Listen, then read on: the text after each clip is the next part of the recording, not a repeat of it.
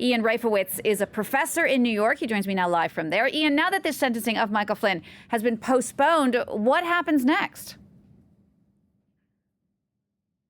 Well, I think the interesting thing is,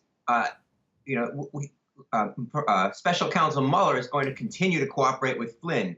For whatever reason, the judge felt like he needed to give Mueller even more leverage over Flynn, which he now has.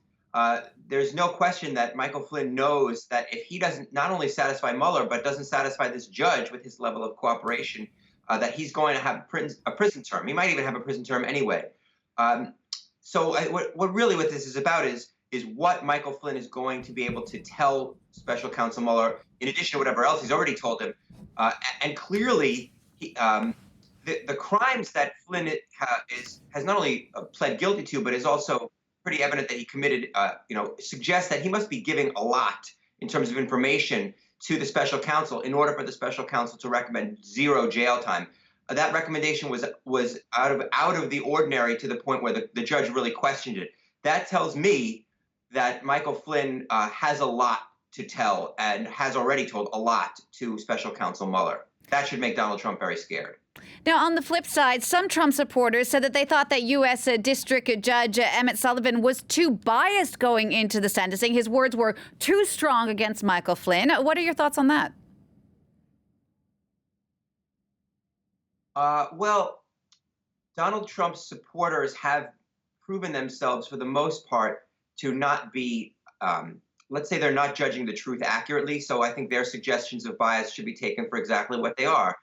Support for their president, support for the person who they believe and who they will, pretty much say anything to defend.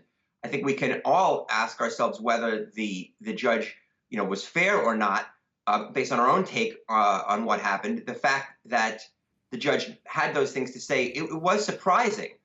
But Michael Flynn did commit serious crimes. He did act as a foreign agent while, also being a part of the Trump campaign. He broke laws relating to foreign practices. The judge had some serious criticisms, and I think we have to take them seriously. Michael Flynn is the first Trump administration official, former Trump administration official, to face sentencing in the probe into this alleged Russian meddling in 2016. Is this just another nail in the coffin for what will eventually lead to Donald Trump? Look, we don't have enough information to say that yet.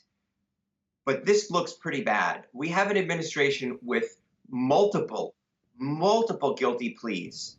We have a special counsel who is investigating the Russia probe. We have New York State district attorneys who are investigating private criminal activities, perhaps at least, or investigating criminal activities by the president, by his family. We saw the Trump Foundation basically shut down yesterday after it was accused by the New York State Attorney General of acting essentially as a piggy bank for the Trump family.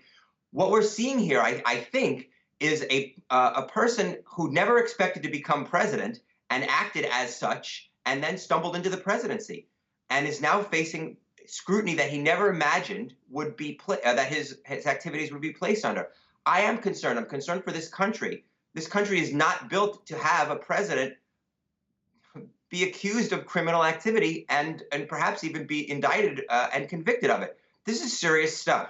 I hope that we get to the truth, because ultimately as a country, we need to get to the truth so that we can see what happened, and either way we can deal with it and put it behind us. And it is such an interesting notion of what the truth means to whom in the United States. I mean, you mentioned again the charitable Trump Foundation being shut down with some outrageous claims of millions of dollars of money meant for U.S. veterans going to fund the Trump campaign in 2016.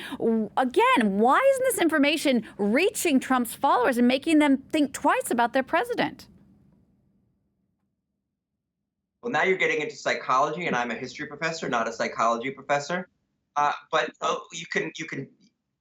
We know that there are people who have an emotional investment in a candidate because that candidate represents everything that they stand for.